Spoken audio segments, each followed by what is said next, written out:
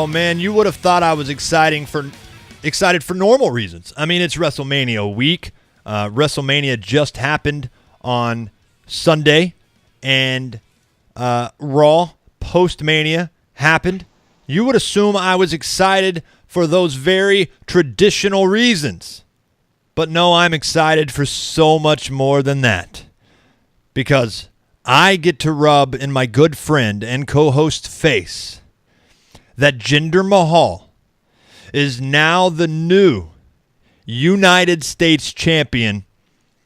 He is a champion once again, not in just my eyes, not in just the eyes of Vince McMahon and the powers that be there in WWE, but he's a champion in all of your eyes as well, and especially this next guy's eyes. Nick Paglino, my co-host of The Voice of Wrestling. Nicky Pags, what's up, buddy? Happy WrestleMania week and happy Mahal Day, my friend. Well, and calling it Mahal Day is actually very appropriate because if you saw on Twitter, his very first act of business as the new United States champion was to officially cancel Rusev Day. I love it. I love it. Unfortunately, we cannot celebrate Rusev Day today. So I guess for you, it is Mahal Day. But I don't want to get too political here with our talk on this show. But he's not my champion. He may be your champion. But he's not champion. He's your champion, Nick. Well, all right. I guess we'll just leave it at that. We'll come up with some kind of a hashtag to go along with Mahal not being my champion. But hey, I'll give you your due. I'll let you have your moment. Enjoy your Mahal Day. So, guys, we have a ton to talk about, not just Jinder Mahal winning the title, a lot of title changes at WrestleMania. We're going to talk NXT later, a huge talking point for us this week as far as NXT. We obviously have so much. Brock Lesnar re-signing the Roman Reigns bit, of course, Ronda Rousey's debut in the ring at WrestleMania, a lot of stuff going down last night on Raw, quite a bit coming out of that as well. And so we're going to jump right into it. And what do you know?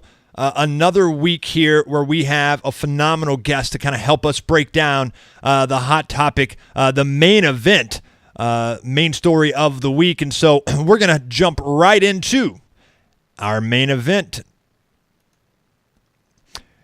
And it's the main event here on The Voice of Wrestling. Chris Cash, Nick Paglino, and we are joined by a very special guest. Nick, why don't you intro him, brother? Yeah, guys, Voice of Wrestling fans, you may recognize his work. He is a pro wrestling contributor, as seen over at the Miami Herald, as well as TV Insider and Channel Guide. You can follow him on Twitter at SM Fishman. Again, on Twitter, that's at SM Fishman. His name is Mr. Scott Fishman. Scott, welcome to the show. Thanks for coming on today. Hey, it's a great time to come on, so I really appreciate you guys inviting me for this, and it's an exciting time, so it's great to be here. You know, as Jonathan Coachman so eloquently said last night on Raw, after Ember Moon debuted, he said it's probably the most difficult time to debut on Raw is the Raw after WrestleMania, and I think that's probably the most untrue assessment you could make. It seems to be the easiest time to debut on Raw because everyone debuts. But here you are making your debut on the Voice of Wrestling after WrestleMania, and we'll see how it goes. But we're really excited to have you on. We'll of course be talking a lot more about the debuts and all of the surprises, of course, from Monday. And there were actually plenty of surprises, especially in a lot of the finishes, the matches. At WrestleMania on Sunday. Well, one of them, probably the most surprising, being, of course, Brock Lesnar retaining the Universal title over Roman Reigns. I think a lot of people did not expect that result. So we want to focus a little bit more on Lesnar versus Reigns as our main event here. So I'm gonna kick it right over to you, Scott. What were your sort of overall thoughts after that main event concluded, obviously there was so much to dissect there with the way the audience reacted, the match itself, Beach Ball Mania, which was happening behind the scenes, behind the match. But then, of course, Brock Lesnar retaining the title. What were your overall thoughts at the end of that match? I think it was a match. I mean, the reaction that they received from the live crowd, I think, was expected. It was months in the making. No matter what they tried to do with Roman Reigns and the story, how compelling they made it. And I thought there were some points leading up to WrestleMania where they did do a good job of building this match. But the whole backstory, what we did know behind the scenes, we're in this era now where we do know a lot more than we did before. So I think all that built to a crescendo. And just the reaction that got it, kind of you see the reaction that they got, and then it's just a difficult situation to be in, especially the fact that it was the main event of so many hours of what we've seen already. I thought the whole thing with what went down, now knowing what happened with Cena and The Undertaker, that might have been, I mean, as short as it was, might have been the way to close the show and have people leave home happy. I'm thinking that maybe they may have not responded so strongly, negatively. Had that match not taken place at the end of the show, where they're like, I want to go home. This hasn't been amazing, but this is a match that we've seen, and even though it was a different result, they have already been exhausted. It's been something that we've seen Roman Reigns in for past years, and it's getting the same response. So it was an unexpected finish. We will give them that, and it leads to some intrigue of where they're going to be going. But now we're going to see the Saudi Arabia event, where we're seeing the same match again, this time in a steel cage. And it's just, I mean, I think people are exhausted about this, these two facing each other. Yeah, and you bring up a really good point. And Chris, I want to get your thoughts on this too. With the idea of social media, where we're at, when you look at the debacle that happened with Brock Lesnar and Goldberg the first time they faced each other at WrestleMania, the power of social media wasn't really present or as present at that time. And I think we were surprised as fans to learn, man, this live crowd is a lot smarter than we thought.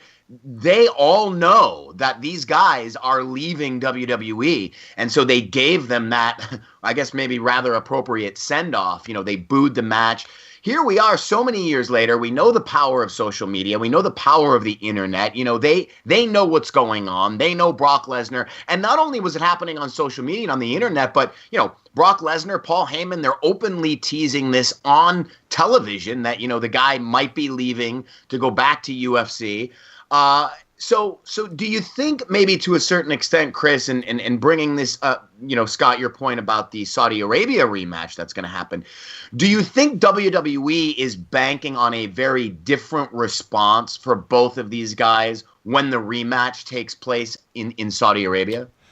I think everybody knew that the WrestleMania crowd, post Mania Raw crowd, obviously, were going to be anti-Roman Reigns. That is always the case. You get a very diverse group of fans. Of course, your loyal of the loyal comes from all over the place, and so they're going to stand out in the crowd at WrestleMania, those big shows. And so you know what to expect with WrestleMania crowds as it relates to a guy like Roman Reigns or a John Cena. Yes, to your point, I think that this next pay-per-view, the greatest Royal Rumble event, and of course the cage match, I do think the WWE's banking on, all right, it wasn't a good time for Mania. Roman Reigns wasn't going to get his moment there that we really want. So let's throw it on this, because obviously they knew going into Mania, surely, that there was going to be another contract worked out with Brock Lesnar. They had to have. So whether it's short-term, how short-term, we might not know all the details yet, but they knew they were going to get him long enough for him to drop the title to Roman Reigns at any other event at this point, I think, than Mania. And so I think, to your point, yes, I do think that's what they're trying to bank on at this point. But I think they have kind of a bigger problem, guys. I think, as it relates to Roman Reigns, and when you look at like post-Mania Raw last night, this week on Raw, I think that the crowd is, like Scott said, somewhat exhausted of these two. But I don't think it's fair to say that under any other circumstances with any other guys, the fans would be exhausted. I think it's just because of the Roman Reigns factor. And of course, some of the maybe the backstage Lesnar drama that's been going on and not knowing if he's going to be around, how long he's going to be around, maybe that plays a part in it. But I really think at the end of the day, it boils down to WWE fans have their mind made up. Their minds are made up in the sense that they do not want Roman Reigns in this position. I don't think it's fair to him. I wish WWE would just go along with it.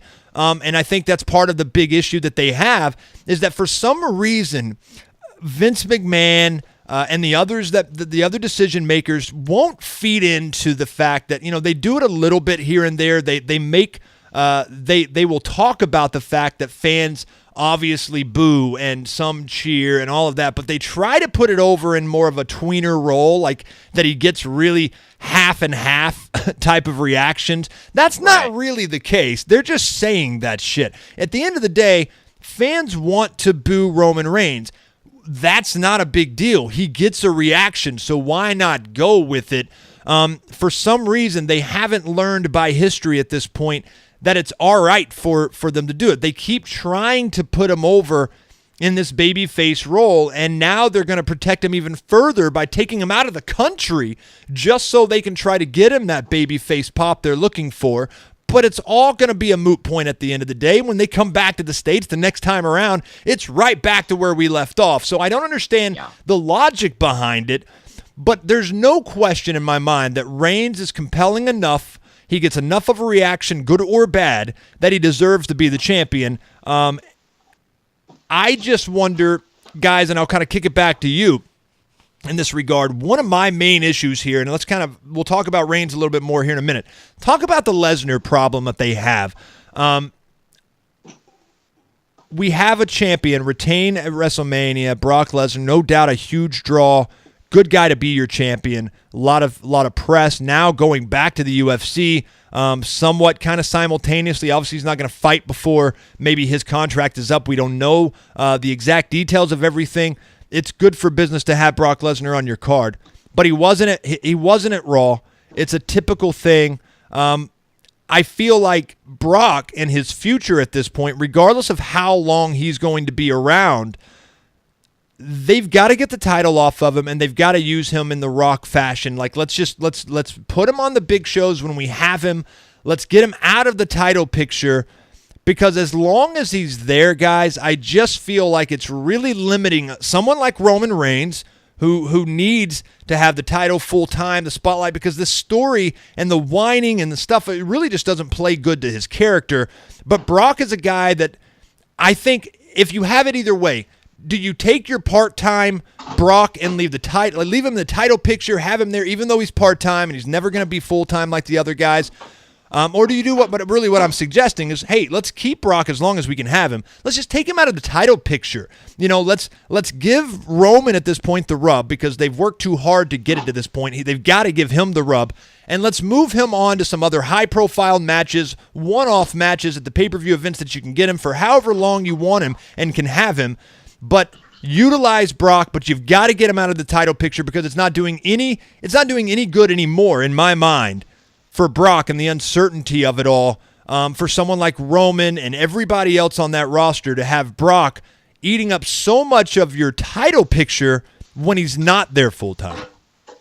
Well, this is a problem, because I think they've booked themselves into a corner here. They spent all of last year building to WrestleMania 34 by having Brock Lesnar literally go through the entire Raw roster. True. I don't know what else there is for him. I mean, there in no way could I ever fathom seeing him holding any other title than the top title in the company. Potentially, if you want to move him over to the SmackDown brand and have him holding the WWE title, you could potentially go that route. And there are some new matchups, some fresh matchups there he could work. The special attraction type thing, the one-off match where maybe he comes back and works with a John Cena or a Randy Orton or a top guy like that. Again, we've already seen it. So I don't know how fresh you can really keep him, and he's not believable as anything really other than your top champion. That's true. So, again, I think they've sort of backed themselves in the corner. We're really the next logical step here, and Scott, then I want to ask you, is do we see the title changing hands in Saudi Arabia on a WWE Network special that is going to air at 12 o'clock Eastern on a Friday afternoon? I wonder what kind of viewership that's going to get. Live viewership. Certainly people can watch the show afterward and during the weekend, but what do they do here, Scott? You know, do they pull the trigger on Roman Reigns in the Saudi Arabia show and have him take the title? And is he the guy to do this? And will fans be interested? Because they certainly didn't seem to care on Sunday night. I could see, well, to your point, I think wrestling fans will watch no matter what time of day it is. I mean, you saw that with the UK tournament. It was trending on Twitter. People were clearly watching this take place right in the middle of the day. But as far as I know, WWE wants this to be a history-making event, and that's one way of doing it is we had the WWE Championship, the Universal Championship change hands in Saudi Arabia. But one thing you didn't talk about is Samoa Joe coming back and facing the winner of this matchup. And I think this is a great time to build Samoa Joe up. Fans wanted him to defeat Brock Lesnar. He created a believability. If someone were to defeat Brock Lesnar, he is one of the guys that you could look towards to kind of move him or inch him away from the Roman Reigns and have Roman Reigns kind of work his way back up again. And I think that would help him a lot. So that's something that I would like to see, but I could definitely see them going in a different direction than wanting to create a history-making moment and having the title change hands. But I agree with you in the fact that the title needs to come off Brock Lesnar one way or another due to the fact that, you know, the options have been limiting. It's kind of getting old as far as, you know, before it was kind of a fresh idea to have a champion that, you know, kind of a throwback to the days of old where you'd have the champion, you know, come and it'd be a big event to have the title change hands. But now in today's landscape, I think it's time to kind of take a step back. We want to see the Universal Champion on the show now and kind of build up. So you have an option with Samoa Joe. If you do go with Roman Reigns winning the championship and facing Samoa Joe, you have Bobby Lashley, who now came into the picture. A lot of guys, there's been a lot of comparisons between Bobby Lashley and Brock Lesnar. It's a match that a lot of people have been intrigued by. You have the Bellator versus UFC, and now you have this. Actually, that could become a reality. And now to see how far Bobby Lashley has come, there's a lot of interest. I think that was the first thing I thought when he arrived on Monday Night Raw. So building that up maybe towards in the next couple of weeks, that could be another kind of an option seeing this moving forward. But then it depends on how long Lesnar is going to be sticking around. So I think that's another thing you want to look towards. But, you know, you have some options here, but I wouldn't be surprised if they do have Roman, you know, winning the title and lead into a match with Samoa Joe. I'm really glad that you brought up Samoa Joe because in my mind, I think kind of the promo that he gave, which was really a good promo at the end of the day, and I think also when you consider it was kind of telling in a sense because whereas you kind of talked about Samoa Joe facing the winner, I don't think that his actual promo put it over that way. Rather, he kind of directed it right at Roman, just saying, hey, whatever happens at the Greatest Royal Rumble, I'm going to be there afterward to make you tap out. It was more now, whether the title's there or not, I kind of looked at it, hey, he's coming after Roman regardless, which, of course, I would assume the title's going to be involved. And I think the way that the WWE's doing this, and I feel bad in a sense for Samoa Joe, because I think once Roman does win, and his promo was somewhat telling too, it wasn't the confident Roman Reigns at this point. You really don't have the ability to let him go that direction after losing. And other people were calling him, you know, Samoa Joe called him out on that fact. Now it's a matter of, hey, his whole point to his promo, which again wasn't a bad promo. He just didn't have any real creativity to go any other direction than basically saying the conspiracy shit was weird. But what I got out of it was like, look, you keep putting me in these matches, I'm going to win one of them. And whether people like it or not, I'm winning if you keep putting me there. And I think that's the telltale sign of, yes, that's true. They're putting him in another match. He's going to actually end up winning one of these. I would assume it's at this next pay-per-view in the cage. And then, of course, Samoa Joe, unfortunately for him, because he's so over, I've been a Samoa Joe fan for many years, thinking that he's got a good look, he's got a good vibe, he's got the cool factor, he's unique. And so I hate it for Samoa Joe because I think even though you're going to get a good, most likely 2 to 3 month run, 4 month maybe with Samoa Joe and Roman Reigns, Samoa Joe ultimately comes out on bottom here. I feel like he's now going to be the guy to kind of relieve some of the stuff when it comes to Roman Reigns. It's now Roman needs somebody strong to go over after fans get in disarray with him winning the title over Brock. Who's a strong guy that's going to make him look good, that's going to obviously be a good competitor and a strong foe, and, of course, Samoa Joe's first up to bat. And I hate that for Samoa Joe, who I feel like has a ton of potential. But here's the problem. It's because of the fact that they're putting Roman Reigns over as the babyface. He can't lose now because of just the traditional historical thought process that goes into it, that the babyface can't lose those types of programs, that obviously they have to, at the end of the day, get the one up over the heel bad guy. And Samoa Joe is supposed to be the heel bad guy, even though he won't be during this entire program. 95% of the time, 95% of the crowds are going to boo Roman and cheer Samoa Joe. Certainly was the case last night. Absolutely. And so, unfortunately, because they won't reverse the roles, you don't get Samoa Joe chasing the title and everybody eating it up and Samoa Joe getting a big push out of this. Samoa Joe is there for one job, to pick up the slack and to help put Roman Reigns over the way WWE still has it in their head they're going to be able to do at the end of this thing, which is a stretch of the imagination and it's so far outside of reality, unfortunately. But that's just the way they're going. And I really hate it for Samoa Joe. Now, Bobby Lashley, to your point, Scott, I really feel like he's a guy, Brock versus Bobby.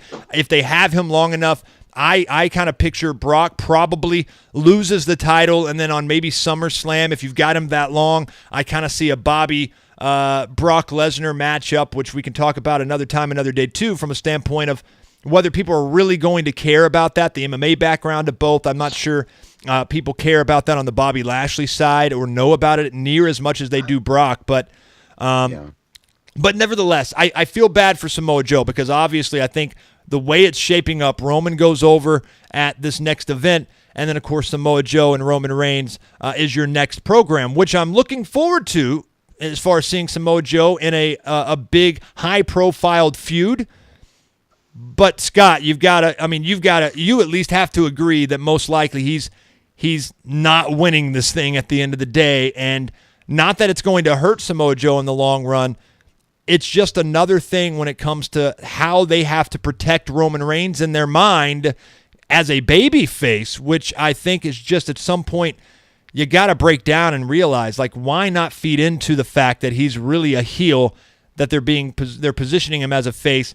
Go with that and make it at least more entertaining at that point, because the back and forth and the awkwardness of them trying to put him over in a babyface role, yet it not working out, just really does get exhausting at some point.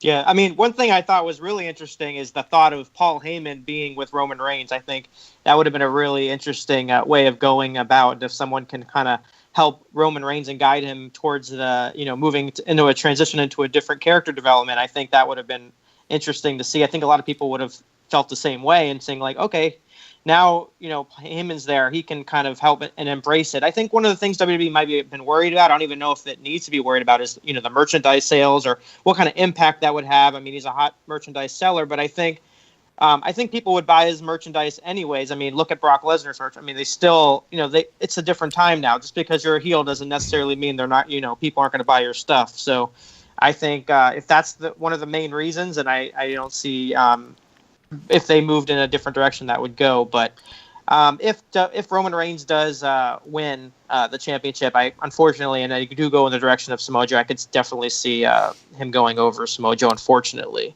Yeah. It's just this overall the question of Roman Reigns and what to do, because I just can't help but feel like they're stuck in this position. They have tried. This has been 4 years in the making.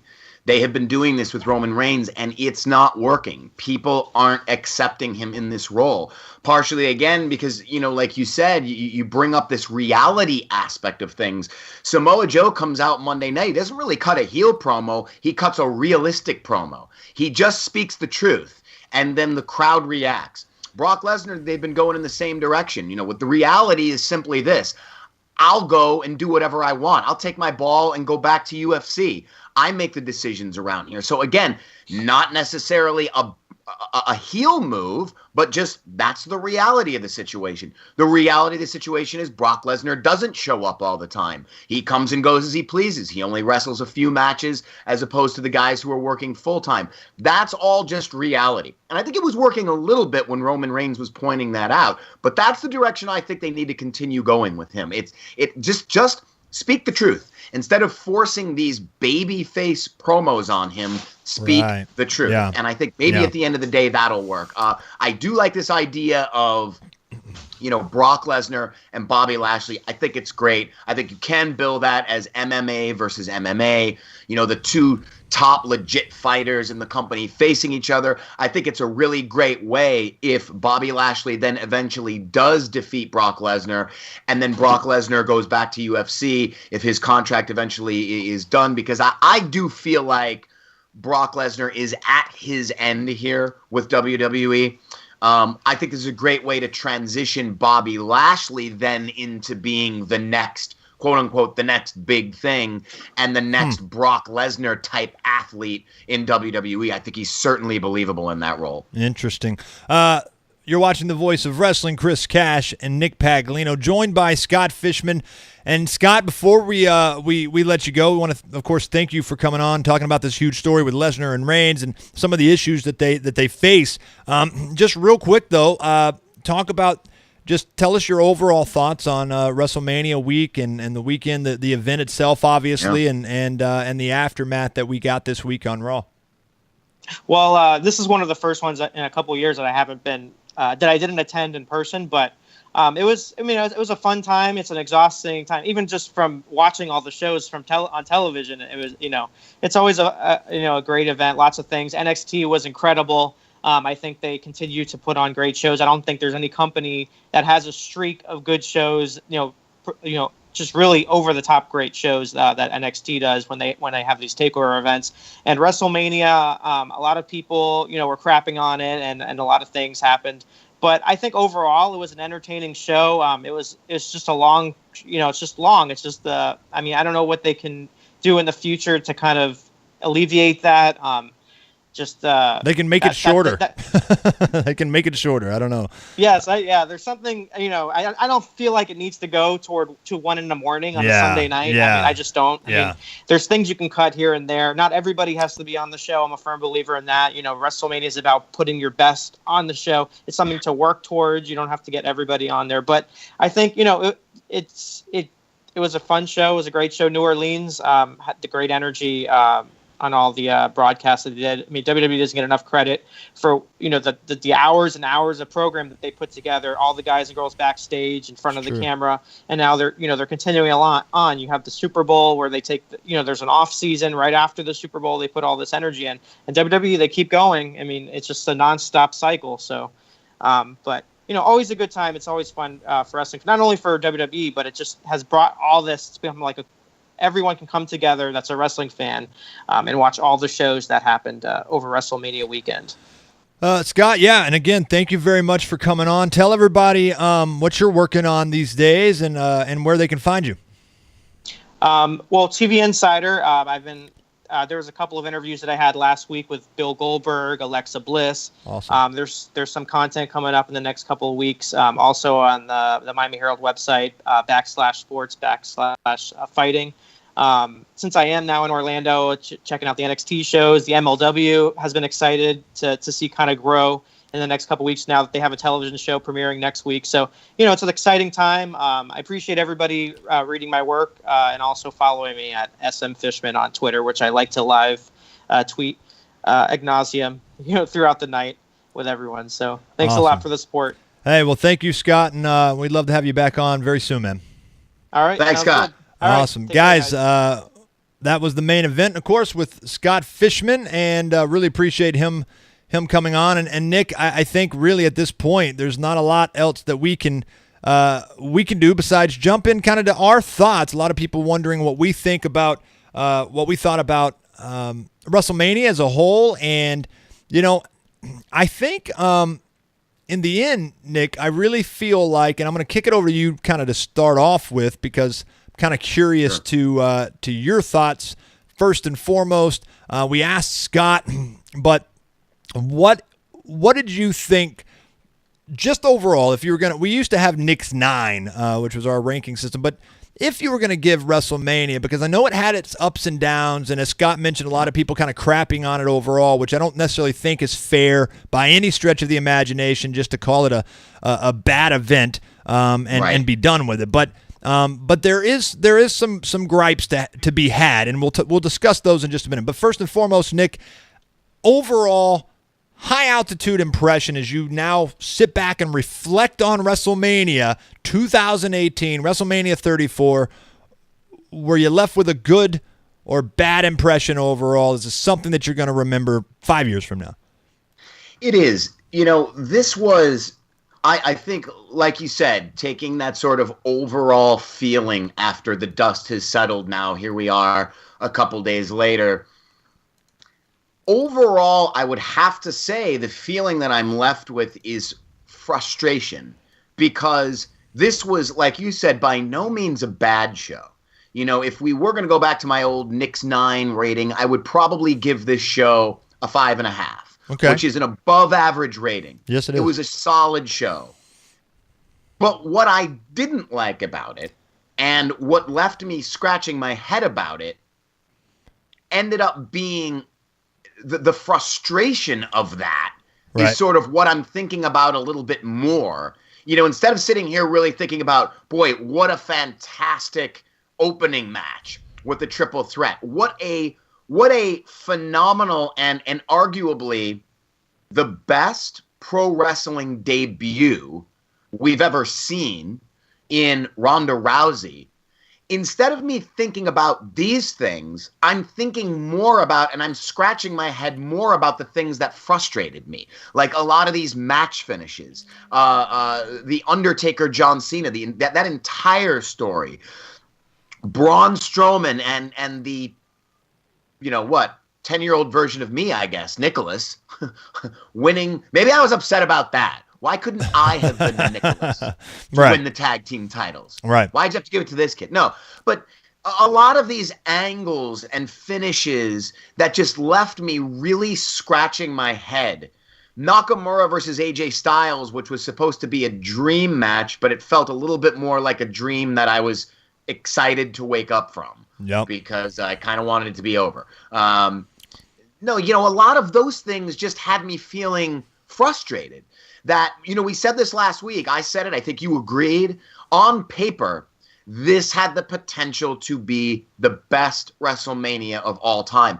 And I think it was headed in that direction all the way through the Ronda Rousey match. Yeah. And I was talking to some people that I was watching the show with saying, we are witnessing something very special here.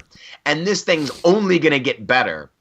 And instead, right after that match, it started trending downward. Yeah. So I'm more, I think, frustrated by what the show could have been than being elated with the things that I did like, which, like you said, don't get me wrong, there was certainly plenty to enjoy about this show.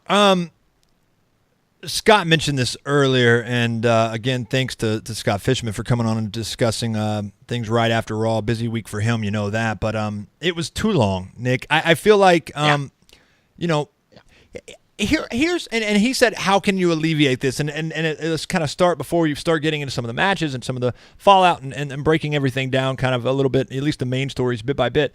To me, WrestleMania every year at this point, because we forget how exhausting it is every year almost, I think. You've got the Hall of Fame, you've got NXT, you've got so much stuff to look forward to for WrestleMania week, and it really starts slowly building up. You feel it, especially come Friday, you've got Friday and Saturday night into Sunday night, something big's going on, whether it's NXT or the Hall of Fame, something to look forward to, but it's kind of confined into, just a few hours each night, and so you really look forward to that. And, of course, you can even take this to the go-home shows of Raw and of SmackDown every year. A whole week's worth. It feels like WrestleMania week. The festivities, obviously, locally start happening very early on. And so the build-up, by the time Mania comes around, is at the all-time high it really should be. Everybody's peaked and ready to go. And as you mentioned, on paper, this was one of the best going into it that I can remember. By the time Mania started, I feel like, and I went over to my uncle's, of course, to hang out with Brett and David, and was really gearing up for a long night. Knew it would be a long day, but we're ready to go. I get over there 2 o'clock in the afternoon, eat, start our drinking right away, and we're off to the races. We're ready. But I think to kind of his point as far as how to alleviate, yes, you could just flat out make it shorter. But the other thing I think you could do is the pre-show with the 3 matches that we had, obviously, the kickoff show. It needs to be more diverse in programming, I think, before the main event, the actual card starts, which is also a long freaking event, obviously. Was it 5 hours, Nick, the main event? It was, right? 5 hours. That was a 5-hour main card with a 2-hour pre-show. Yeah, so there you go. So it needs to be no longer than 4. I 100% agree with Scott that not everybody has to be on the damn card. It's just, I'm a firm believer in that too, and I'm glad that he brought that point up. But, a 1 hour kickoff show, maybe 2, but 4 hours max on the main event card. And then I think all day long, Nick, first run programming would be good. Get some talking head stuff in there. I think about Super Bowl, it's not it happens kind of early evening, late afternoon as well. And all day long, if you're really a huge NFL fan, you're sitting around, you're watching all this type of programming that you do, and you're talking, you get a lot of talking heads, a lot of experts. I feel like there's a lot of new programming they could do on that Sunday that would not exhaust you to just the in-ring action that we had. So whether it's a reality behind the scenes leading up to Mania type of program for an hour that they could do, then of course you get your talking heads type of stuff. The unfortunate part is they intertwine the talking head stuff with Renee Young and her panel, with the actual matches in the kickoff show. So to me, separating that to some degree would even make sense. Have a full 2 or 3 hours of talking head stuff and promos building up Mania and everything like that. And then obviously have your kickoff show, which I would still reduce to an hour, which would be great. And then do your 4-hour, WrestleMania card. And you're looking at 5 hours of actual wrestling, but you get a full day of programming, which is what I think people love about Mania Day. I love that fact that you can literally start watching stuff very early on for the most part. But the problem is it's so much wrestling that it's exhausting. So I really hope that they do start looking at that fact, because, and I think the only reason that they would, Nick, is that when you think about kind of the finale, the close of Mania, and their main guy, Roman Reigns, right now, and the fans just really being on their hands for a lot of that match to begin with, just because they were probably also exhausted. And then, of course, just in general, the reaction not being what they want it to be. People just weren't, they were over it at the end of the day. And even a swerve in Brock Lesnar winning didn't really get them up, hyped up near as much as they were throughout the event. And so hopefully that will maybe get them fired up about, all right, how can we not have our fans so exhausted by the end of Mania? So it is too long. That's number one. But I agree with you, Nick. I think really spot on. You and I were kind of texting back and forth, and we were so excited for the first handful of matches. We were texting a lot, and then our text kind of stopped by the end of the night because we didn't really have as much to talk about, and we weren't as excited, obviously. I agree with you as far as the turning point. I think right after the Rousey match, obviously, it started going downhill. There were still some decent highlights after that fact, but for the most part, it was building nicely. Your first few matches were fantastic, and then it just kind of went downhill. So let's go ahead and start breaking down a little bit of what we liked and what we didn't. Let's talk first and foremost out of the gate about Ronda Rousey. You already mentioned the fact that probably one of the best, if not the best, debut matches, especially on a main event level, at WrestleMania, and Ronda Rousey. And Nick, the conversation going into that show from me and you and everybody under the sun was, how will they protect her? How will she look? What will they do? And when that match started, Nick, I don't know if you ever got a sense of this, but when that match started, I really felt like, good God, they're going to protect her so much that all you're going to have is Triple H beating the hell out of Kurt Angle for 15 minutes and then finally make the hot tag. Ronda comes in and beats the hell out of Stephanie in 5 seconds. But that's not what they did. They went back and forth so many times, up and down, sideways, and for someone like Rousey to remember everything that that they laid out in that match and do it so well, it has to be something that gets WWE excited, because it's been every bit of rusty and questionable, Nick, leading up to this, as far as how she's really going to perform. Any doubters, any critics, it is by far, that shit better be out the window at this point, because she absolutely took it to task. She delivered on every single level. It was the highlight of the night, the best match of the night, the most entertainment of the night. It took every award you could possibly get, Nick. It was fantastic. Without a doubt. It was, really, like I said before, no other way to describe it other than probably the best, as far as anticipated in-ring debuts go, probably the greatest of all time, It was just my God, worrying about protecting her. They're going to have to worry about protecting the rest of the roster, after that. But the real question here is, I think that sort of ties into, because, and this is part of also, the flow of the show. And, I know that a lot of people want to blame the show for being too long. Mm-hmm. But I sometimes never understand this idea of man, fans are exhausted. I don't know how hard it is for you to watch TV, but it certainly doesn't exhaust me. Now, I understand what they're saying, where it's, you're it's like you sit there and look at a television. Emotionally, maybe though, when they say, look, you're watching so much of this that at some point you're sort of seeing the same thing over and over again. It loses its luster after a while, certainly. But, after that Ronda Rousey match, and I remember actually one of my friends said to me, oh man, who has the unenviable task of following that? Because that was amazing.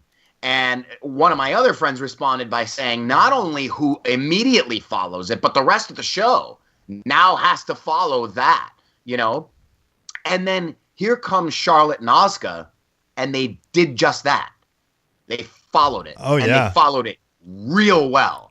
And they had an incredible match. So sometimes this argument that people have where, they're burnt out because they already saw some great matches and they saw Ronda Rousey and it's a long show. Well, they loved Charlotte Asuka, and Charlotte Asuka did a great job, and they kept the attention. That's true. So I don't think you can just blame it on that. I think you, at the end of the day, have to blame it on the fact that the rest of the show was lackluster. Well, it just wasn't very good. Yeah. There wasn't a lot to react to. A couple of points, though, that you mentioned. We already talked a lot about Lesnar Reigns, and of course, I wouldn't agree with the sentiment and the fan chant that this is awful. But at the same time, there wasn't, I don't think it was the match and the brawl and the fight that people really expected it to be. Of course, we'll talk about Nakamura Styles. That wasn't anywhere near where I think people thought it was going to be. So, having Ronda Rousey make that debut that she did, I think it worked. I think it was super effective for what it was. Massive props to Stephanie McMahon. If I'm going to nitpick it a little bit, I'm going to say I had a problem with the fact that, because I said this to my friends before it even started. I said, if Stephanie McMahon gets an ounce of offense in, I'm shutting this off and I'm throwing the TV out the window, because I do not believe for 1 second that Stephanie McMahon, Right. who is not a full-time Yeah. wrestler, Yeah. never has been, is going to match up against the baddest woman on the planet who has dominated, Yeah. women's combat sports. She's the best one of all time. But they did it strategically, though. They did it strategically in a way that I did somewhat. The amount of time it took Ronda Rousey to get that armbar on, that was a little far-fetched. That I'm thinking to myself, my God, when she gets her hands on her, she should just rip her apart, which for the most part she did. You're right, they did it strategically. I'm just kind of, like I said, if I had to nitpick, that's kind of the only thing that I would criticize about the match. But they did a fantastic job. And I think this is a good segue into Charlotte Asuka because, Chris, as far as I'm concerned, Charlotte Asuka was the technical wrestling match. I agree. I agree. Did you get the feeling, because reports have indicated now what we're hearing is that Asuka seemed like she was the one that was going to be set up for the role of the singles match against Ronda Rousey, with the idea being it's the armbar versus the armbar. Asuka was obviously using the armbar, right after Ronda Rousey signed. Asuka was using it a lot. But then we've been told that that WWE officials actually stopped. They told her to stop using the armbar. She doesn't use that anymore. Obviously, Charlotte ends the streak. She dethrones Asuka. Does it seem to you like it's Charlotte Flair versus Ronda Rousey that's maybe the long-term game here? And does that match, and should that match, headline WrestleMania 35?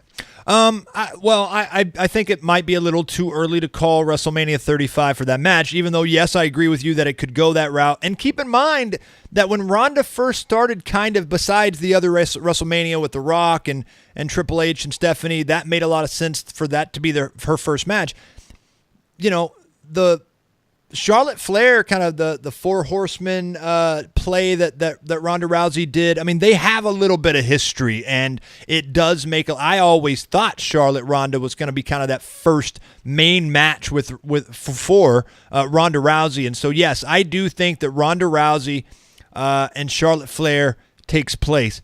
WWE likes to rush things, and so and to kind of to fall back on Ronda Rousey just for a minute before we move on. I don't know what they do with her right this minute. Do we get a little bit more of her with the Stephanie McMahon stuff? Obviously, Raw this week showed a little bit, but that could have just been a quick follow-up and a throwaway, and it's over now. Or maybe it's setting up more for Ronda Rousey and Stephanie McMahon and that angle. But at the end of the day, I do think that if you move it on, like if Ronda is moving on, where does she move on to? And I feel like you've got to separate them for a while, Nick. I don't think a one-on-one Charlotte versus Ronda main event match is what needs to happen right now. I feel like Ronda needs to have a few matches just because she's such a draw. She doesn't need her competitor to be a major draw. I really think that they're going to go this direction, feed her some kind of lackluster heels for the time being. You know what I mean? Like, just feed her a few people that she can have some matches with on the next couple of pay-per-views or something as she quote-unquote earns her way to a title shot. They can play that story up if they want to. And then, yes, by SummerSlam or Nick, maybe they do drag it out that far. And then Ronda Rousey and Charlotte takes place at WrestleMania next year. I think that might be the way they go. I don't know that they're going to give her a title match between now and Mania. She's obviously going to have matches. She's going to have singles matches. But what do you do, Nick, to fill up that time if it's not some throwaway competitors that she can just go in there, have some decent matches, work out the ring rust with wrestlers that aren't Stephanie, where she's really getting most of the offense, and it's really more about the gimmicks of the whole match versus technical wrestling, because we still haven't really seen completely that side of her. But Nick, I mean, is it not going to be some throwaways between now and then? I mean, and are we going to be excited to see that? I mean, if it's really kind of a Goldberg thing, but not on a week-to-week level, it's really just Ronda Rousey beating whoever they want to put in her way right now on pay-per-views as they work her up to, obviously, a huge title match, which very well, Nick, could obviously lead to could be put off all the way to Mania if they wanted to. Yeah, I mean, it's no secret that, of course, Charlotte Flair has been very public in recent months. Well, maybe even since WrestleMania last year. Within the past year. So she's been very vocal about wanting the women to headline WrestleMania. A lot of the women have said that. Women like Sasha Banks, Bayley, Charlotte have all said, my ultimate goal is to main event a WrestleMania. I think putting over Charlotte the way they did against Asuka really sort of tells you that as far as, the full-time women go in WWE, Charlotte is the attraction. But, also I think what we've seen on Sunday night, and it was probably too hard for WWE to tell. They probably think themselves, okay, we've got Rousey. It's a huge signing, of course. We're going to use her no matter what she's like on Sunday. But now they probably have a clearer idea of how, and they can probably rest a lot easier knowing that at least now this woman looks like she is very capable in a year. If she was able to do what she did on Sunday night in 1 year, I think it's probably very plausible that she could have a main event caliber match at WrestleMania against someone like Charlotte. But that is a great question, Chris. What do we do in the interim? How do we use Ronda Rousey? It looks like based on everything we saw on Raw this week that, her and Stephanie McMahon are not finished. So I like that. And I like the idea of that building up. Certainly the women are not going to be participating at the Saudi Arabia event, so that won't happen. Is it Backlash, which is taking place next month? Perhaps. What you could do there is announce the singles match. I think, again, all you really need is to have, a good build like they had. I think everybody really loved the build to WrestleMania 34. I think if you continue that strong build, I think you can continue to utilize Kurt Angle and Triple H. Kurt Angle is the guy who's Rousey's tag team partner. And I love that idea of he helps train her. And, you can do vignettes where he continues to train her. And, I think as long as the build is good, I think you can have a Stephanie McMahon versus Ronda Rousey singles match at Backlash, where maybe those guys are getting involved, Kurt Angle, Triple H again. And again, it culminates in the armbar. Yep. And that finishes it off. That sort of ends that feud. And then, like you said, from there, because again, I have no problem with her having competitive matches with anyone else. So, if it's a full-time roster gal, if it's someone like a Dana Brooke, I don't mind her having, she does not always have to have squash matches, So then I think after a Stephanie McMahon, then I think you can start have her working with people like the Mickie Jameses, the Dana Brooks, the women that are typically just there to enhance the talent. And then as you get closer to WrestleMania season next year, maybe when we get toward the end of this year, kind of like they did with Brock Lesnar, maybe even come SummerSlam, maybe SummerSlam is when she really has her first big pay-per-view match against an established talent like a Bayley or a Sasha Banks, or even if she goes over to the SmackDown side, working with some of the top talents on that side, a Becky Lynch. I think then you can have her defeating those women leading up to the main Charlotte Flair match. But I'll tell you what, and I know you said it's too early, and certainly it is too early, but just if you had to twist my arm into saying, what is my early main event pick for WrestleMania 35, I'm going to say Ronda Rousey, Charlotte Flair. I think it's a great time to have it happen. I think the company is viewing Ronda Rousey as their top attraction right now. And I think that would be a great match pick. I think, kind of a quick counter to that as we move on, but I would say the Stephanie Rousey one-on-one match is not something at this point after Mania I don't think people are going to necessarily believe in. I do think people would buy into it just because of the storyline purpose, but, Stephanie's not a wrestler at that point. I feel like maybe a good route to take is keep Stephanie McMahon involved because she's a great heel to build up Rousey, but maybe she has her own picks of wrestlers to kind of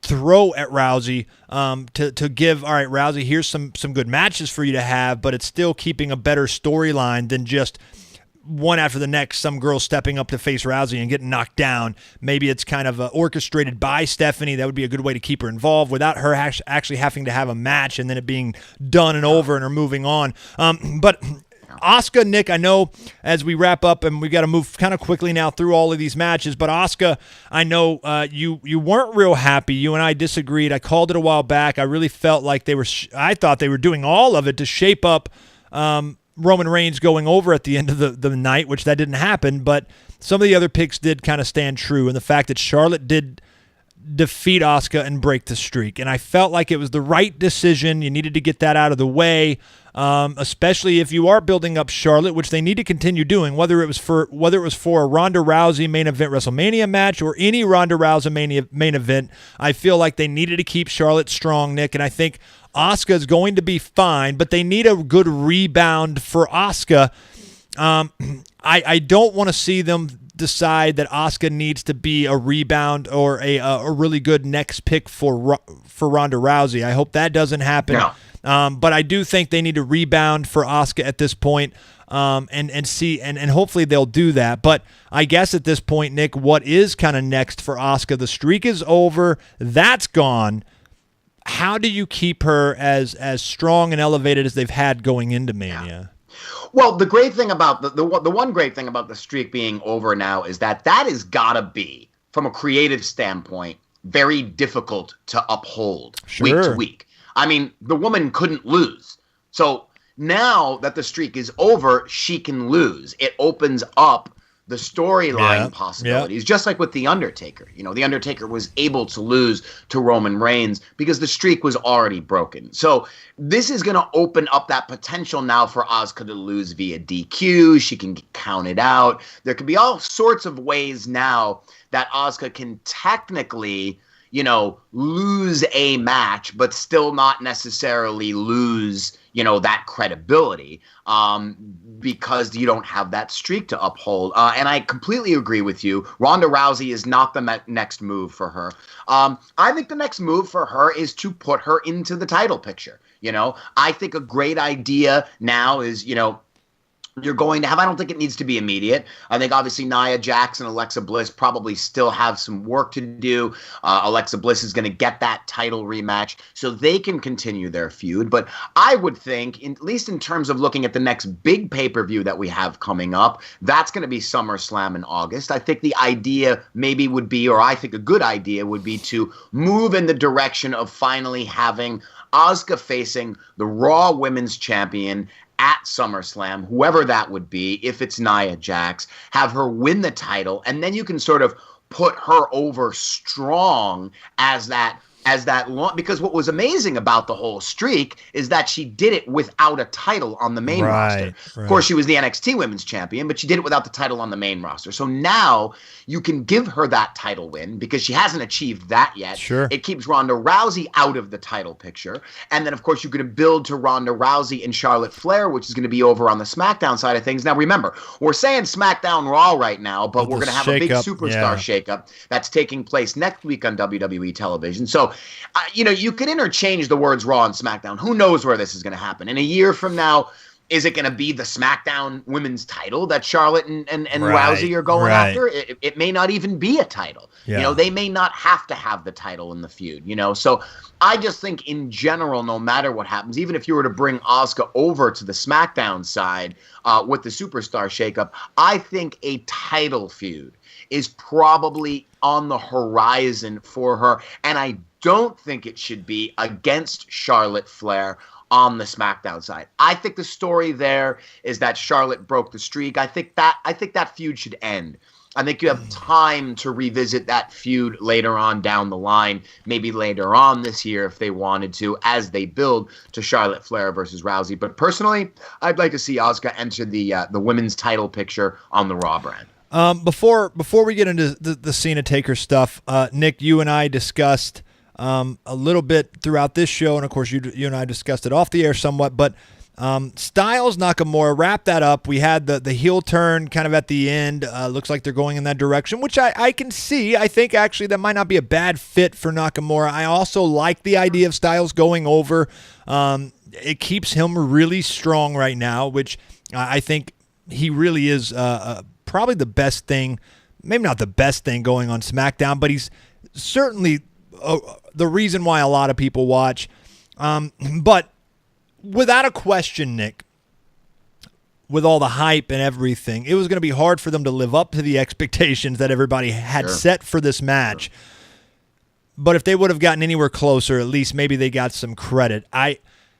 Why at this point was that match so slow? It did not deliver on so many levels.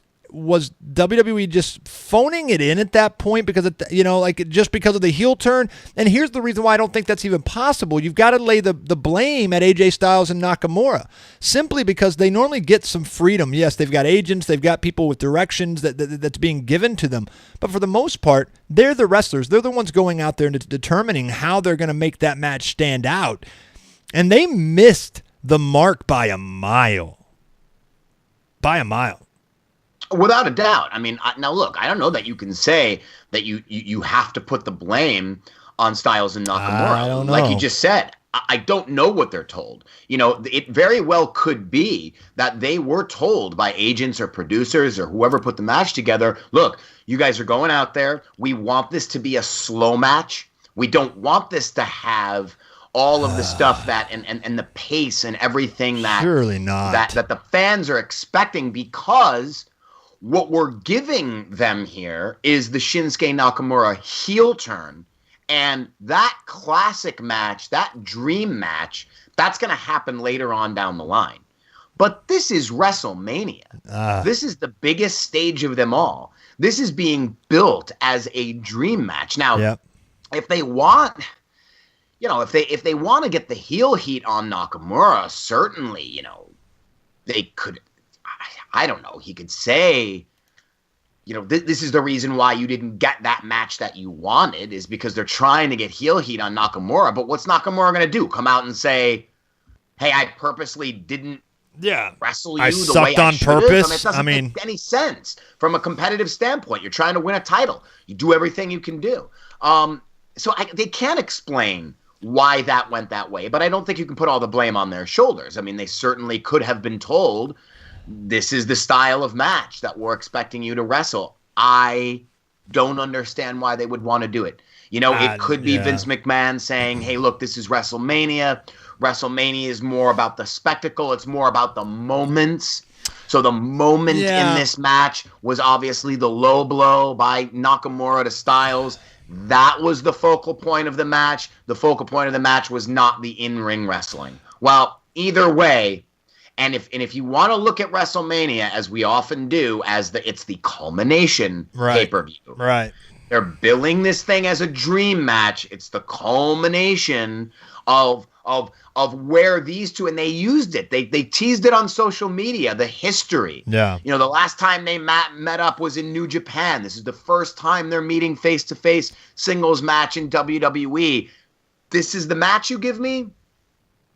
I don't see how you could be left with just anything other than disappointed, even if you agree with the decision to have, which I did. I like the idea that Nakamura's turning heel. I think it's a fresh way to go with him.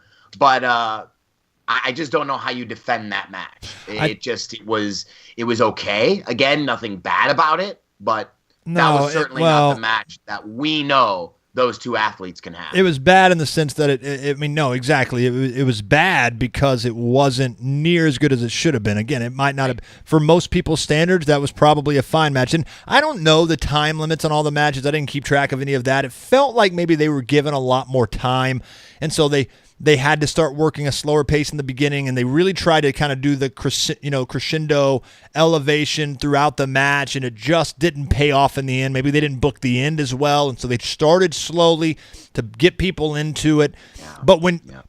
But unfortunately, because of all the other matches that were starting, even with the kickoff, that we're really not going to get a chance to talk about, with Seth Rollins, the triple threat, Miz, and Finn Balor, that was phenomenal too. It was very, very good. Tons of high-paced action pretty much from the entire time that they stepped in the ring. It's like a lot of the matches had that style of and that layout of a match, and these guys decided to really slow it down. Maybe because they were given more time, because they wanted to tell a different story. But either way, it just did not play out the way that everybody expected, and that's unfortunate.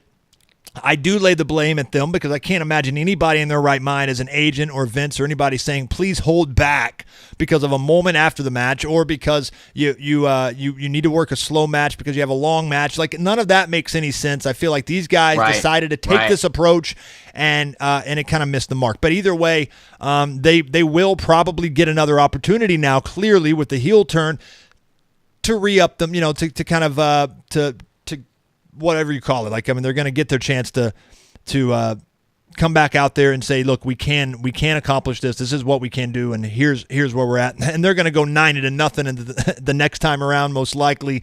And so you'll get your payoff and your dream match. It just sucks that obviously it took a kind of a bad match on the biggest stage of them all, by their standards anyway, a bad match. To have that. Right. So yeah, that's interesting, and we'll follow along.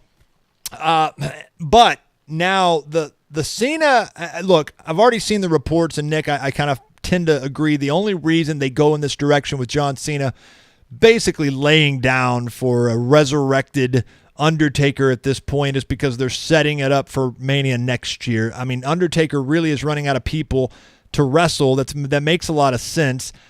So I feel like, I've seen reports of a career versus career. Undertaker most likely only has one more left. I called that a while back. I really don't see them continuing this trend with Undertaker, and I haven't for the last 3 or 4 years, so he could surprise me, but I really do think that John Cena's the guy. Maybe he wants to retire him, and because you get John Cena now that's so limited as it is as well, he's kind of in that C schedule role where it's I'll see you when I see you. I feel like you have the time because of their schedules to tell the story of John Cena, who got his ass kicked, coming out and basically saying I'm doing this again. I'm training for only this, whatever direction they want to go in, and of course setting up a Cena versus Undertaker rematch at WrestleMania, which is most likely the Undertaker's last, would be my guess.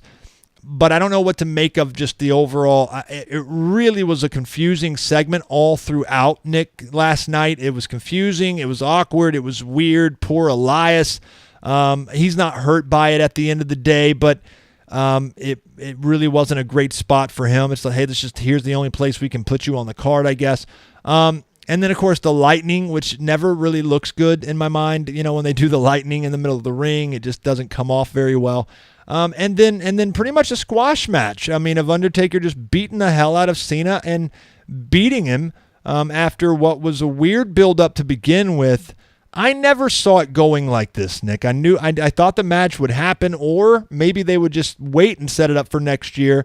Maybe you'd get a sense of Undertaker, but the match wouldn't actually happen. The match did happen, if you can call it that.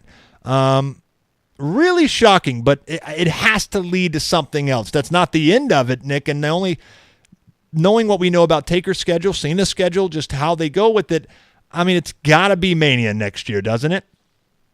You would think. I mean, it certainly sets the stage for that. I mean, this is very reminiscent of what Rock and Cena did, with the idea of, him coming in, Rock getting that first win, and then they set up the match for a year out, and Rock in the meantime is able to win the title. And then it all culminates, of course, in John Cena defeating The Rock, really finally, having The Rock pass that torch, and he's off for his career.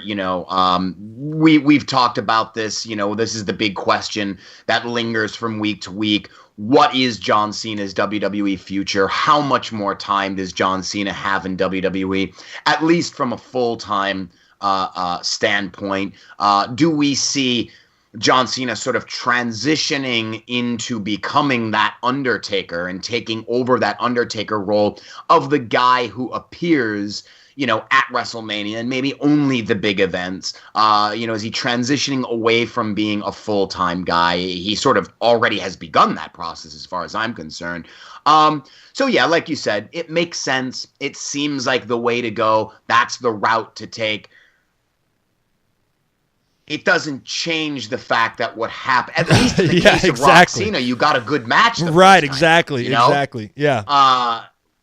What was the point of what we saw? It doesn't change the fact that we had that on WrestleMania. You had that on WrestleMania. You had so many head-scratching moments that took place prior to WrestleMania in the build. Yeah. Why can't John Cena get on the card? Why can't he enter another match? Why was he sitting at ringside the whole time? First of all, who was he with? Why was he sitting alone at WrestleMania? Yeah. Why was he in the crowd? I mean, did he I guess, he was there. Okay, all right, I get it. He wanted to hang out. Did they say that he bought a ticket? He said that, right? I don't know. I really don't. I thought I remember him saying it last week. Well, they took the whole he's attending it as a fan to heart and went overboard with it. And fine, that I understand. That if the idea was, of course, he doesn't need to have a ticket, but he's saying, hey, they could have done a cool thing maybe where they were like, oh, hey, Kurt Angle says, John, we've got a box reserved for you for WrestleMania. If you want to watch the show, and he says, no, man, I want to be out there in the crowd. Right. I want to mix it up with my fans. Okay, great, fine. That's all fine. But he's sitting there, and then what were they whispering in his ear? The Undertaker's here. It's time to go back. I think so. There was no explanation for that. He books it up to the back, right. which was rather odd, and I think it was kind of right after Charlotte's moment. Right, it was. Runs right past her, you know. And he comes out, and it's, of course, Elias, which I like that, but then he destroys Elias. So, that's a whole nother topic of conversation right there. Here's a hugely charismatic guy in Elias. I love Elias. I think he's great. He's been buried in the past, between Sunday at WrestleMania and Raw on Monday night. Just buried, and destroyed. I think that if they want, how that fits. I think if they want to go though, they could always turn that. I mean, Elias is a guy that when they want to turn that trigger on, that switch on for him, and he wants to start going serious and really competing, they could. And I get it, and I'm not saying he's done. I'm not saying that's the end of Elias. I just didn't, it was just a lot of. He could have gotten a little bit of momentum back, maybe on Raw on Monday night, but that's true. But nevertheless, just kind of one head scratching moment after the next. Then you get the required hour-length entrance from The Undertaker. Here's an idea. You want to cut down the length of WrestleMania? Fly him out on a helicopter or put him on a golf cart or, drag him out on a mule cart or something. I mean, my God, does it take him a long time to get to the ring? The ring entrance had to have been 3 times as long as the actual match. Yeah. And then it's just... I loved the moment when Cena was terrified of him sitting up after the 5-knuckle shuffle attempt. I like that. But that was it. Yeah. Again. Yeah. But that's that idea of WWE giving you moments at WrestleMania. Yeah, they seem to be more concerned with moments. That's true. And not overall storytelling. The moment of John Cena being terrified. The moment of The Undertaker hitting the tombstone pile driver. They're more interested in those moments. Yeah. And those are fine for what they are. But this, again, just, if maybe like Scott was saying earlier on, if we had seen a phenomenal dream match with Styles Nakamura, a phenomenal knockdown, drag-out, brawl fight between Lesnar and Reigns, if we had seen better matches from the undercard, from the Nia Jax, Alexa Bliss, if all of that was better, then maybe, yes, you do what they did with Undertaker and Cena, and you do that at the main event. Because maybe what you do is instead of having that ridiculous thing where the referee or whoever's telling Cena to run to the back, this is it. It's the main event. So Cena gets up and gets in the ring and grabs the mic and says, this is it. I'm looking at the WrestleMania program, and there are no more matches left. Yeah, right. So this is it, Undertaker. Yeah, they could have. This is your final chance to come out here and address me. It's Elias. They do the Elias thing. Undertaker finally comes out. You send the crowd home happy with doing it. Yeah. In which case, maybe they could have earned that smaller, shorter main event. But because this Undertaker Cena thing was in the middle of what was already starting to become a very puzzling end of the show, or maybe last half of the show, just didn't work. So and again, it was just at the end of the day, I just really didn't care. So to kind of summarize that and finalize it, I do think that it was a weird. I agree with you, but I do think it's setting up them for next year, and we'll probably figure that out in the next couple weeks, hopefully. Surely they don't let it go for long. You'll see John Cena come out and explain himself in the way that he does.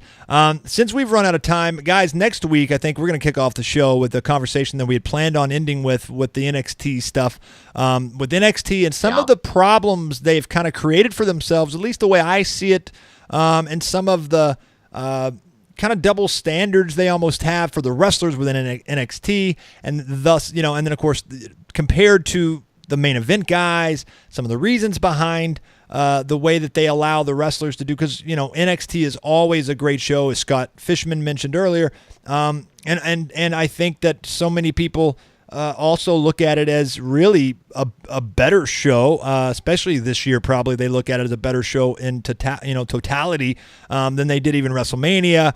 I'll never agree with the fact that NXT is going to be the reason people come out to watch WWE these days, but at the same time, I do think that there's some limitations and some concerns with how they position NXT, what ultimately it should be. There's been talk about it being a third brand. There's a lot to talk about, and I want to make sure we have plenty of time to discuss it. So next week for the main event, Nick and I are going to jump right into NXT, talk a little bit about that as well before we get into some of the other hot topics of the week. However, Nick, before we get out of here, because there is still quite a bit to cover that we haven't had, we're going to do a little rapid fire action. I'm going to spitball to you. You give me your quick thought, and we'll jump through a few of these remaining things that we have not addressed before we wrap it up for the Voice of Wrestling.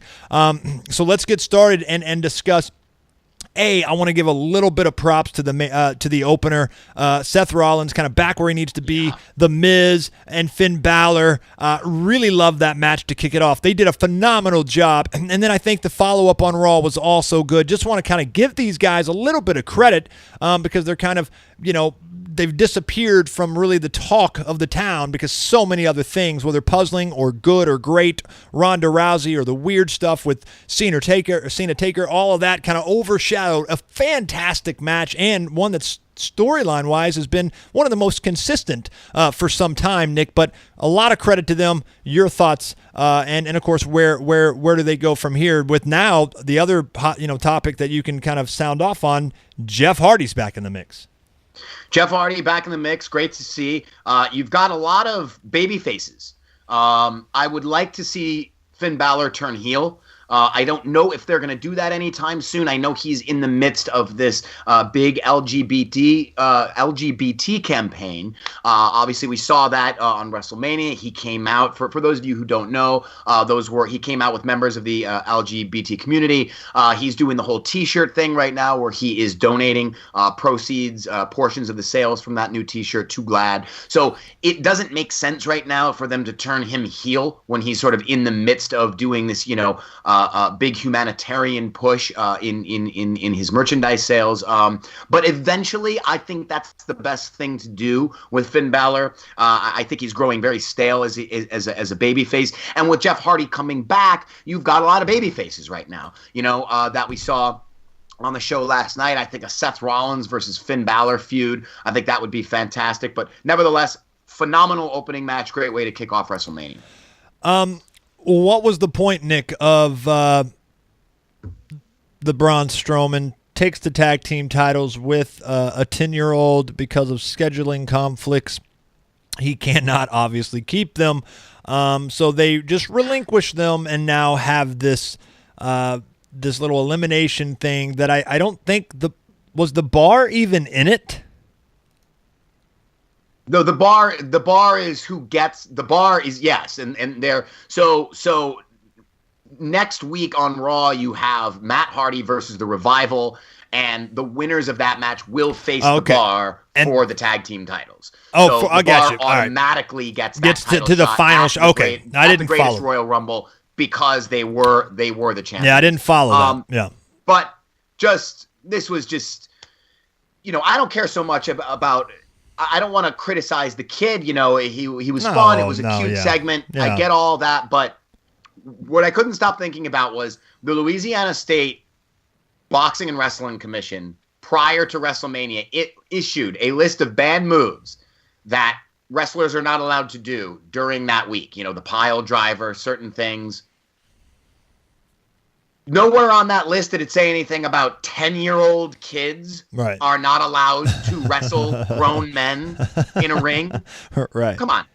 Isn't there how is this allowed? Aren't there laws prohibiting children from doing things like this? And even if he could wrestle, wouldn't he have to sign a contract? Wouldn't his dad or his mom have to sign off on this? He just goes out into the crowd, and I don't even think you could do that with anybody, let alone even regardless of a child. Yeah. Can you go out into the crowd and just grab a guy and say, "You're my partner"? I mean, I think that's the part where you nitpick some of the real shit behind the stories. But I understand this idea of it's pro wrestling, don't nitpick it, but this is just so glaringly absurd and unrealistic. I think the bigger issue though, Nick, is the fact that Braun. Obviously, it didn't really help the Bar by any stretch.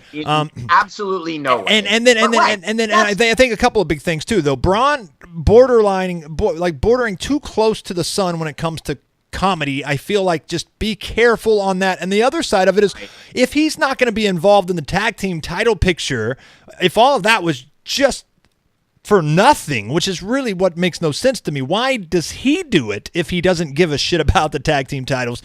But either way, what do you do with Braun now besides more of the same shit? Like, at least with this tag team gimmick, you had some creativity that could come out of it, some sustainability for the next couple of months maybe. But otherwise, what do you like? Where's Braun going now? He's not going to the title picture. I'll say this: he's my early pick right now to win the greatest Royal Rumble match. Okay, he's already been announced as an entrant. There you go. So we know he's going to be. All right, that makes more sense. He's my pick as the winner for that match. That'll probably give him his major moment. On the network special. Maybe they'll even announce a stipulation as to what the winner gets if they win that match. Maybe it'll be a title shot at some point down the line. But like you said, Chris, if you don't want to even look, all right, forget about the logic of any of it and how it would never make sense that a 10-year-old's competing in a ring with adults.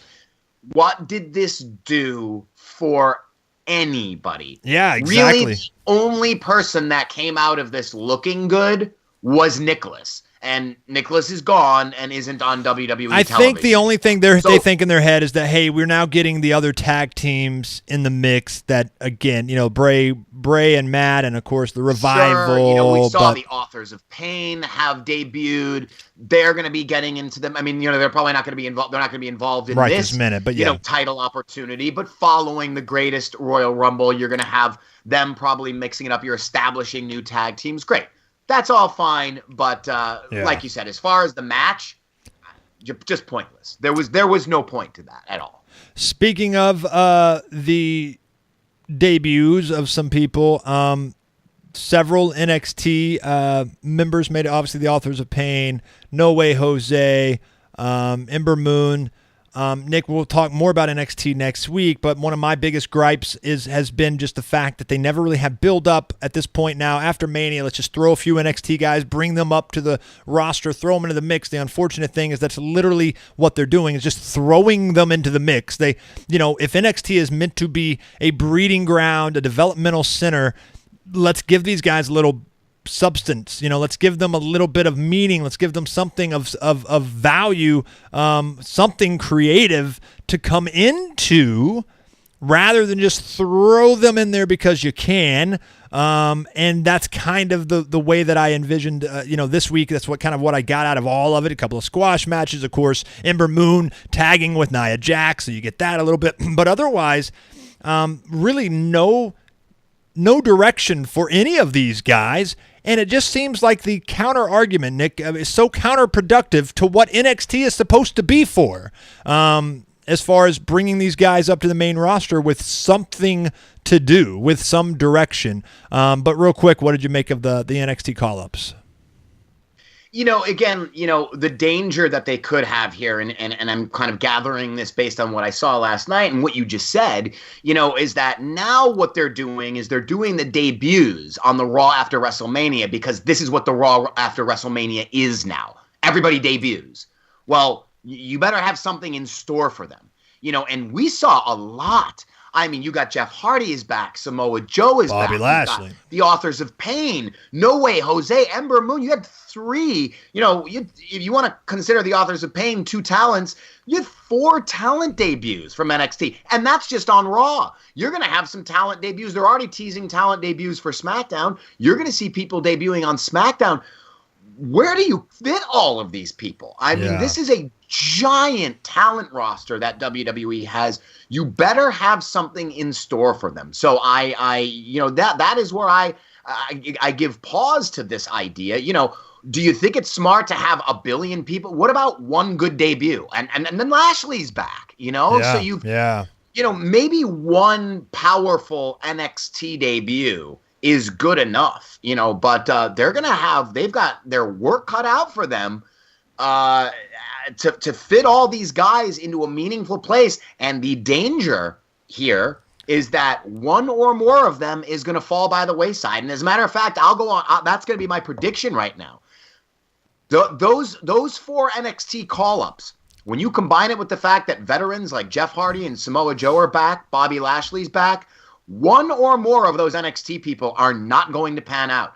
And just like the Revival, they're going to be sort of probably relegated to main event matches and sort of the, being basically maybe glorified enhancement talents within the next 6 months. And WWE better be careful about rushing all these talents onto television just for the sake of having a surprise the night after WrestleMania. What's more important, having a surprise on one show or having long-term booking and good creative booking and good use out of these talents in the long run? Well, and their debuts are never going to overpower Jeff Hardy returning or Bobby Lashley returning, so it really doesn't do you any good to surprise them, fans, with a return or with a debut of them when you have other major surprises that are bigger.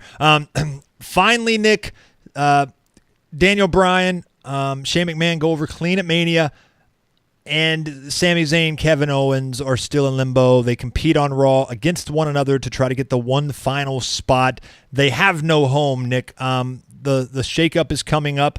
Maybe that will shed some light on what they could do with these guys specifically. I don't know how that'll go. They could maybe just say, all right, we're going to draft them up. I still think there's time, Nick, and I don't know if they just don't seem like they really want to go in this direction. They've done a little bit of the guys coming out of the crowd. I really like the Rogue wrestler gimmick. I think it's long overdue for one. I think these guys could pull it off. So Nick, just your thoughts. What do they do? What should they do with Kevin Owens and Sami Zayn at this point?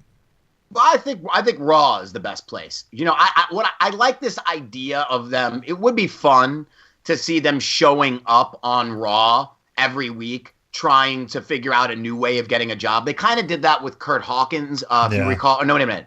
No, it was Heath Slater. Right. Remember when Heath Slater couldn't get a job? Yeah. I think it was actually last year's Superstar shakeup, and he didn't get put somewhere, and then he was trying to earn the contract on the shows. You could do something with Owens and Zayn, where you keep that going for a few weeks, where Kurt Angle's putting him through hoops, and it's like, all right, you finally get one more opportunity to try to earn your deals, and for some reason they never can, like last night. But I think ultimately on Raw is probably the best place for them to go. It'll give them something fresh to do, or of course you could have them go back to SmackDown, because we talked about this before.